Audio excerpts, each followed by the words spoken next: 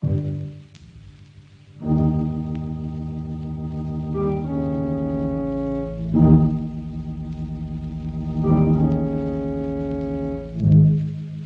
were isolated on a remote plantation in the crawling Amazon jungle, and an immense army of ravenous ants is closing in on you, swarming in to eat you alive. A deadly black army from which there is no escape.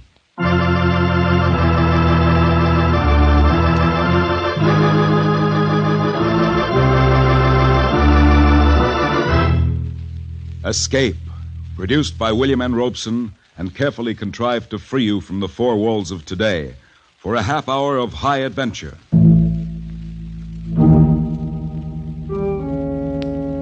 Today we escape to the Amazon jungle and to a creeping, crawling terror, as Carl Stevenson told it in his gripping story, Leiningen versus the Ants.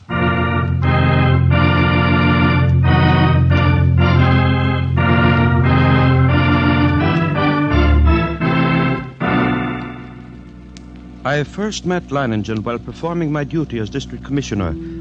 As my boat neared his plantation landing, I saw him upon the riverbank, regarding me with mild interest. A great hulk of a man with bristling gray hair, bulky nose, and pale eyes. His entire appearance somehow suggested an aging and shabby eagle.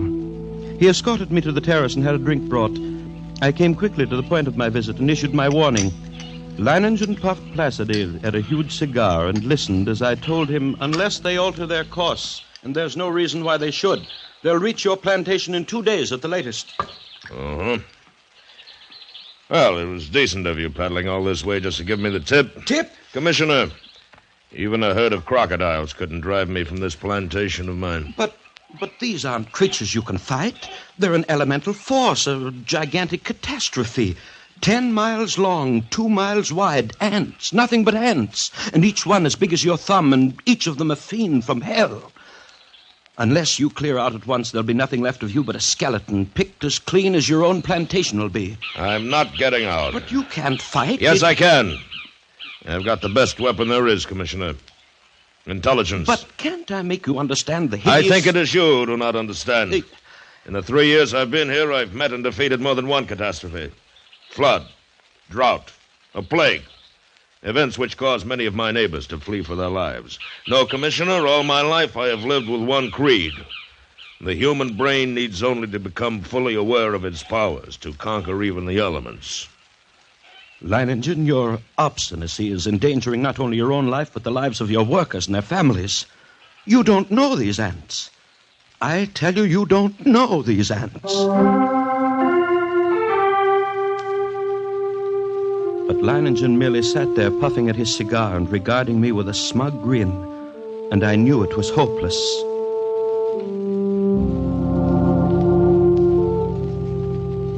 As I boarded my launch and cast off, I realized I had never met a man like that, and I could not help wondering about the strange look in the commissioner's eyes as he boarded his launch and cast off. Undoubtedly, he thought me insane. Well, he would have not been the first to think so. But I, Leiningen, knew my own powers. I was sure of myself. I knew that intelligence, directed aright, always makes man the master of his fate.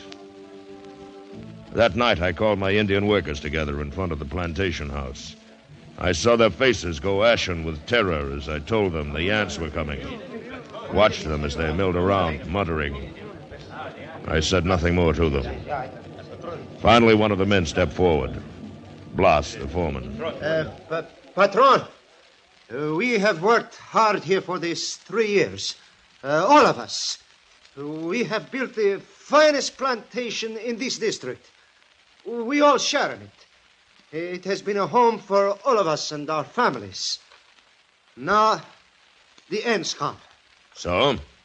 Those ditches we dug last year, the pipe we put in the ground, that was for the ants? That was for the ants. If we moved our families across the river, the ants could not reach them? Yes, that's right.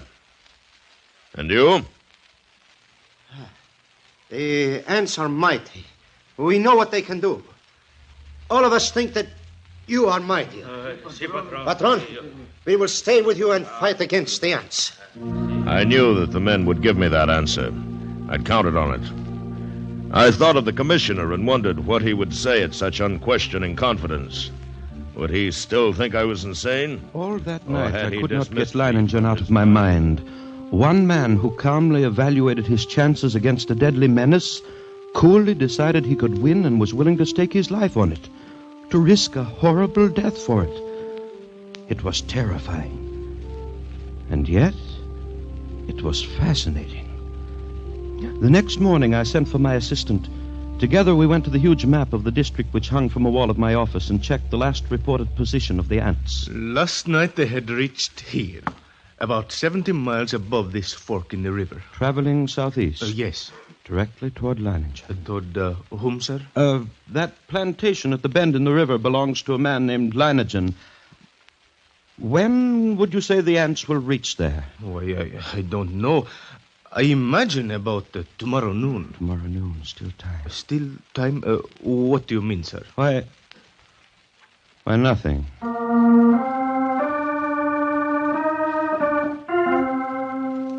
But what did I mean? Still time for what? For Leiningen to flee, or still time for me to... Even as I rejected the thought with horror, I knew that the fascination of that man was more than I could resist. That Leiningen's fight was drawing me back toward that plantation and death. I knew now past all doubt that I was going back. I had to.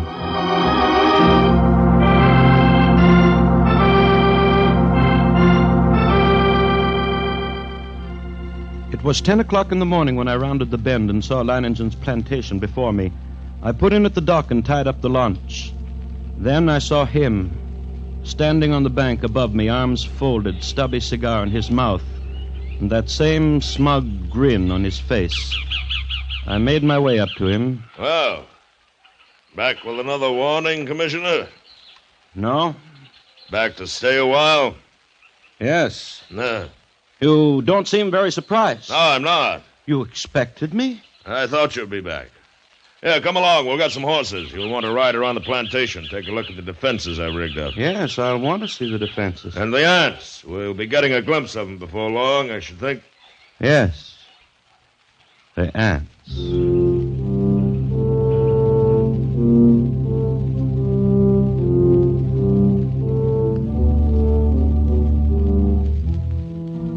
The defenses Leiningen had devised were quite impressive. Surrounding three sides of the plantation like a huge horseshoe was a ditch 12 feet wide. The ends of this horseshoe-shaped ditch ran into the river, which formed the fourth side of the plantation. And at the upriver entrance to the ditch, Leiningen had constructed a dam by which river water could be diverted into the ditch. A large handwheel controlled the floodgate of the dam, and apparently Leiningen had ordered it opened immediately after my arrival. For as we now approached the ditch and rode along it, I could see that it was nearly full. How do you like my first line of defense, Commissioner? It's reassuring, like a moat around a castle. Unless the ants know how to build rafts, they won't reach the plantation. This is only the outer moat. There's a better one than this. Now, come along. We'll go up on the high ground where the buildings are. We can get a view from there. Leiningen? Huh? I didn't see any women or children around the plantation or any animals. Yes, that's right. Moving across the river. And even you think there is danger. Not because of danger, Commissioner. Matter of efficiency. Efficiency? Cuts down on the efficiency of the men if they're worried about their families. Critical situations only become crises when oxen and women get excited. I see. Ah, here we are. See this ditch? It's much smaller than the other. You've noticed how all the buildings are on this piece of high ground. The inner ditch surrounds them. It's lined with concrete. But even filled with water, this is no barrier. It's not big enough. Why, if the ants get this far, They'll get no farther. This ditch wasn't built for water, Commissioner. See the pipes leading into it? See those storage tanks up on the hill? Petrol. We can throw up a wall of flame. Get a bet they won't like that? I hope you're right. Leiningen, look!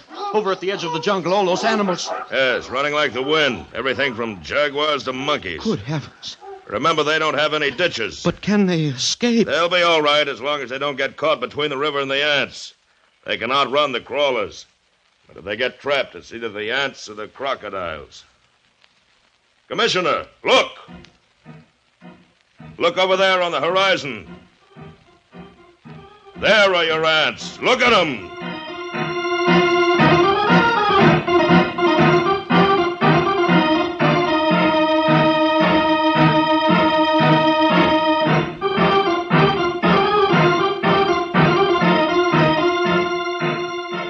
It was a sight I will never forget. Over the range of hills, as far as I could see, crept a darkening hem, ever longer and broader until the shadows spread across the entire slope, then downward, uncannily swift, and all the green herbage on the entire slope was being mowed as by a giant sickle, leaving only the vast moving shadow extending, deepening, and always moving nearer. They're a hideous lot. Leiningen, we can't last against that. Look at them. Why, they will fill your ditches with their corpses and still have enough to destroy every one of us. We've got to run. Well, no, they haven't gotten to us yet, and they never will.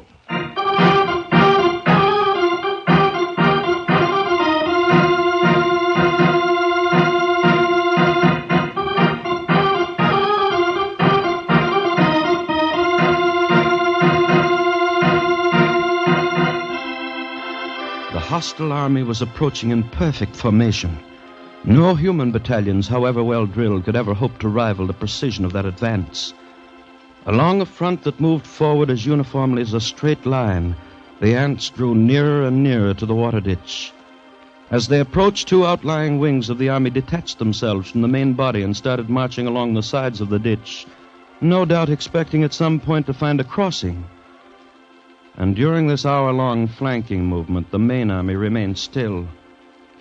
Across the scant 12 feet of ditch, I stared at them, and they stared back at me. A solid mass, every one as big as my thumb, with reddish-black body and long legs.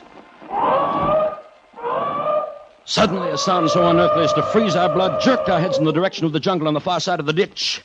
Coming toward the ditch at a stumbling gallop was a singular being, a writhing, animal-like blackened statue with a shapeless head and 4 quivering feet.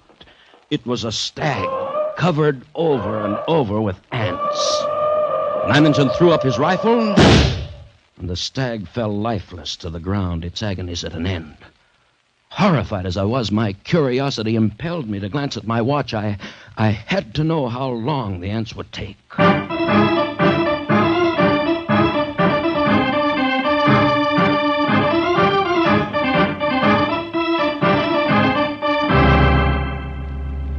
After 6 minutes, only the white, polished bones of the stag remained.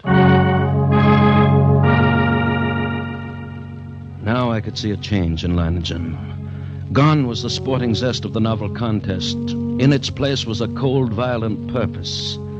He had to beat the ants because now he knew how long it would take them once they got to us.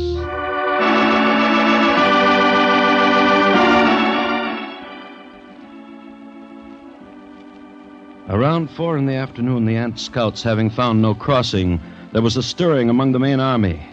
And then an immense flood of ants about 100 yards in width commenced pouring in a glimmering black cataract down the far slope of the ditch. Thousands drowned instantly, but the rest began using the bodies as bridges. Leiningen immediately swung into action. Can I hear it? Get to the dam, open the floodgate a little more. We've got to get the water in the ditch moving faster. Look at them drowned by the thousands. But they keep coming. Even though the current carries many of them away, they're advancing. Well, we'll fix them. Boss! How about those shovels and petrol sprinklers? You passed them out to the men? It has been done, senor. Then get all hands here in a hurry. This looks like a spot for action. Commissioner. Yes? Beginning to see what I was talking about? What do you mean? About intelligence being more than a match for anything it tackles. Take the ants. They've got no intelligence. If they had, they'd have attacked along the whole length of the ditch instead of a narrow front like this. And they'd have been across by now. Too bad I'm not running their campaign for them. You can joke about it like that with the ants halfway across the All ditch. right, man! Busy with the shovels now. Drop some sand and quads on them. See how they like that. You with the petrol sprinklers, start pumping. They don't like it, Commissioner. They don't like it a bit. Look at them. Yes, but look at the ones on the far side of the ditch. Whole clumps of them rolling into the water. The rest are using them for bridges. Yes, smarter than I thought. They're widening their front, too. Some of them are getting across. Well, grab a shovel then, Commissioner. Make them regret it. What's the matter? my shovel, senor! Get on my arms! Into the petrol, idiot! Douse your hands in the petrol! Don't stop now. The rest of you, club them! Club them! Hold him back, senor! We must run! Keep at it! Keep at it! Don't stop now! Aha! The water's moving faster. And I'll get the floodgates open. Yes, they can't hold their own against the current now. Look at them, Commissioner. The water's carrying them away. We beat them. We've won out.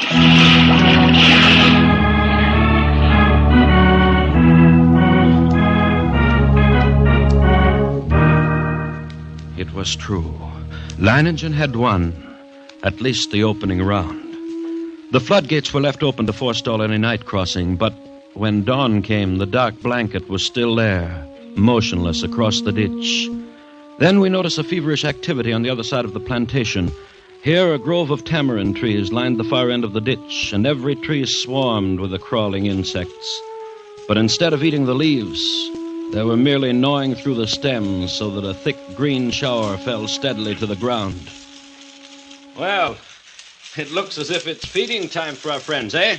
Blouse, Senor? have all the petrol pumps brought here. Get everyone over here except the lookouts on the other side. And pass out the shovels. Si, senor. Going to deprive them of a meal? A meal? Aren't they cutting the leaves down for food? Wish they were.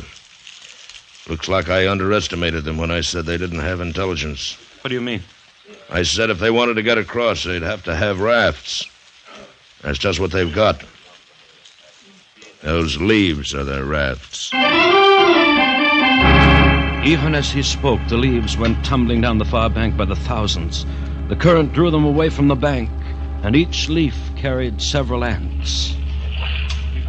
Don't worry, as long as you keep spraying them and shoveling dirt on their rafts, they can't land. But there will be too many. It's true.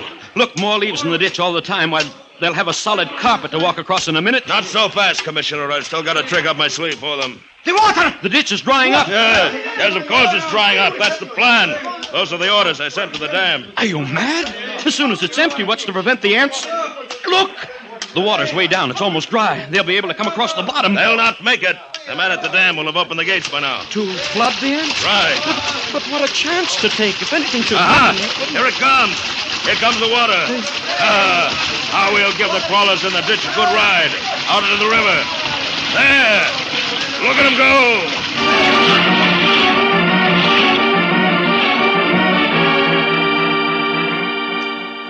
Leiningen's tactics were successful at first. The violent flow of water at the original depth raced through the ditch, overwhelming leaves and ants and sweeping them along. 3 times the ditch was emptied, 3 times the ants raced across its bottom, and 3 times the rushing water, arriving just in time, carried them away. But the 4th time, as the water lowered nearly to the bottom of the ditch, we waited in vain for the rushing water. Senor! And then... Senor! What's the matter? What's gone wrong with the dam? The ants! Just as the man at the dam lowered the water almost to the bottom, the ants attacked.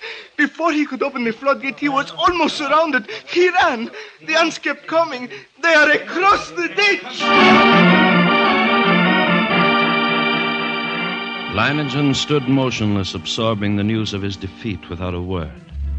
Then he raised his pistol and fired 3 shots into the air. The prearranged signal for all men to retreat instantly to the second line of defense, the concrete ditches more than a mile from the point of invasion.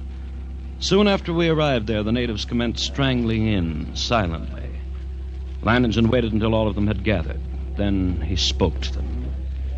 Well, lads, we won the first round, lost the second. But we'll smash the crawlers yet. Anyone who thinks otherwise can draw his pay and push off. There are rafts enough on the river and plenty of time still to reach them. No. You stay, then. Good. Thank you, lads. And you, Commissioner? I can't persuade you to give up the fight? You cannot. Then I stay, too. No. I knew you would. Senor, a few of the ants have reached the ditch. They're trying to get across. No, senor. I didn't think they would. There's plenty of food out there for them. My fields and orchards, a work of 3 years. Ought to last them until morning, anyway. Yes. We were safe for that night. But the next morning, the black swarm was solid around us, and their shock troops were hard at work. They were dropping shreds of bark and twigs and leaves into the petrol-filled ditches, forming a floating bridge across the surface of the liquid. Leiningen stood silently watching this operation, and I could see a grudging admiration in his face. Then, after several hours, the attack came.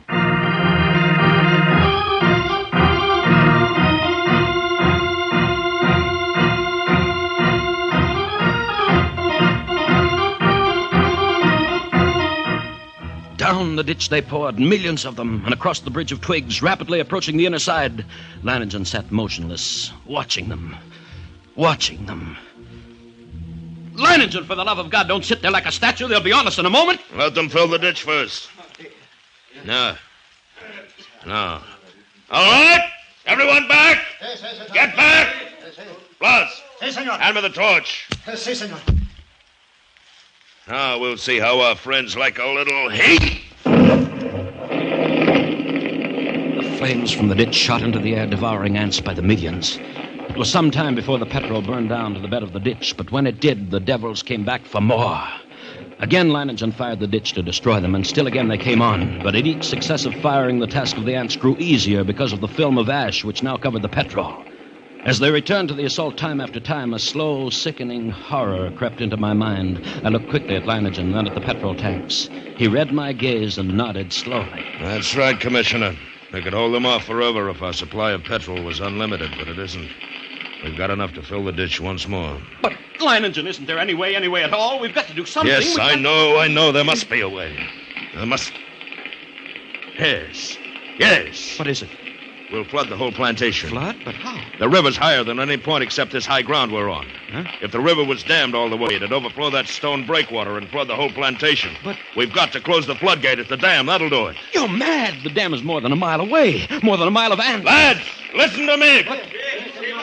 Listen, lads, I'm proud of you. Now there's still a chance. By shutting the floodgates in the dam and flooding the whole plantation from the river. The moment I'm over the ditch, set fire to it. That'll allow time for the flood to wash away the ants. Then all you have to do is wait for me. It's impossible. You can't get to the dam, let alone back. That's where you're wrong, Commissioner. I'll get there and I'll get back. Take care of things while I'm gone, huh?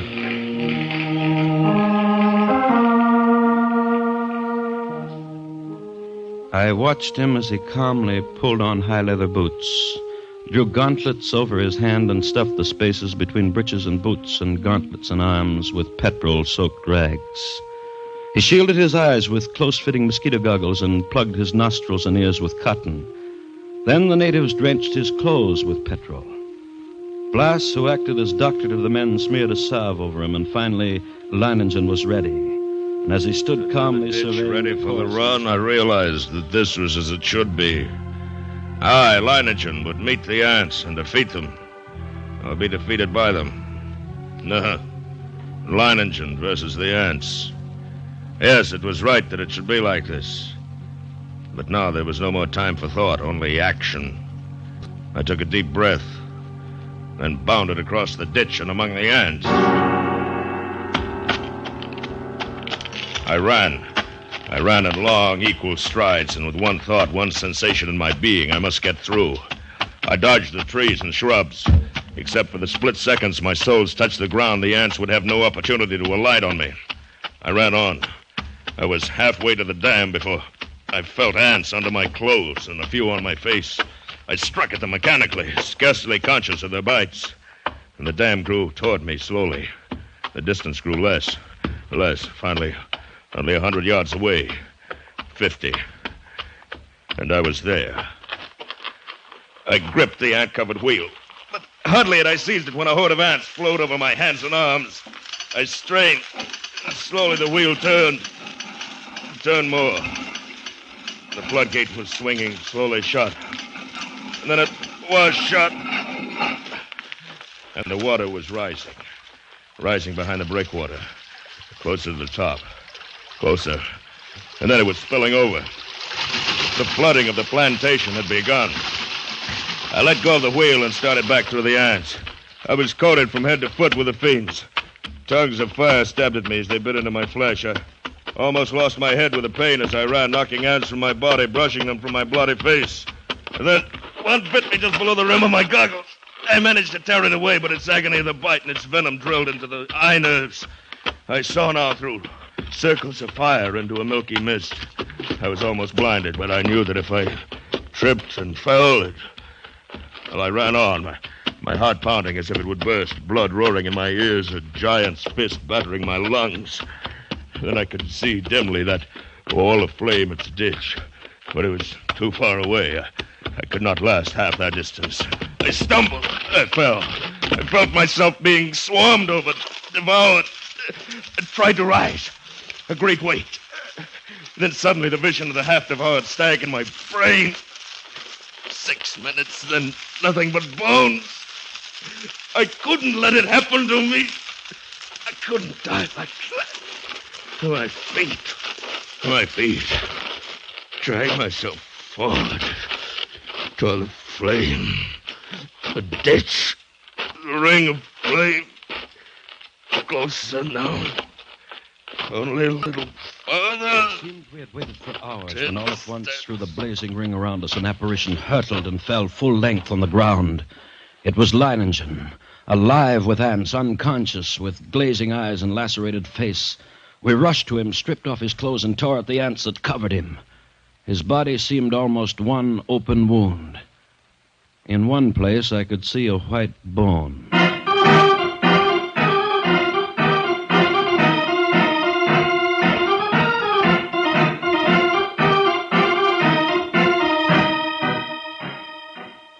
Later, as the curtain of flame lowered, I looked out where that blanket of ants had been and saw only a vast expanse of water, covering the entire plantation and working its way to within a few feet of the concrete ditch. The ants were gone, drowned, and Leiningen had won.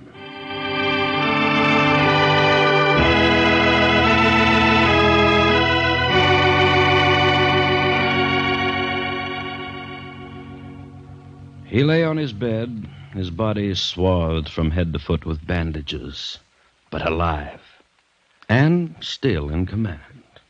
Everything in order? Everything's in order.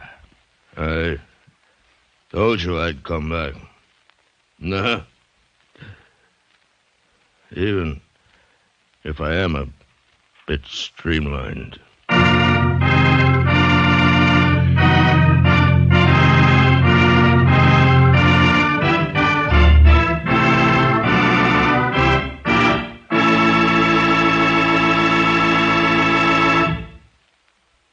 Escape, produced by William N. Robeson and directed by Norman MacDonald, today brought you Leiningen versus the Ants by Carl Stephenson, adapted for radio by Robert Reif with William Conrad as Leiningen and Lou Merrill as the commissioner. Music was conceived by Cy Feuer with Eddie Dunstetter at the organ.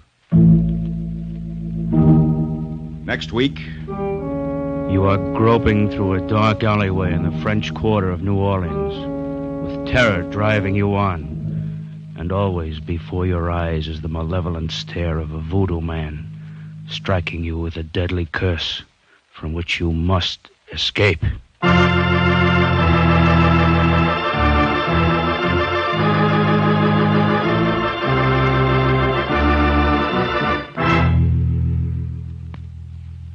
Next week, we escape with William Irish's eerie story of a voodoo-haunted band leader, Papa Benjamin. Goodbye, then, until this same time next week, when we again offer you Escape.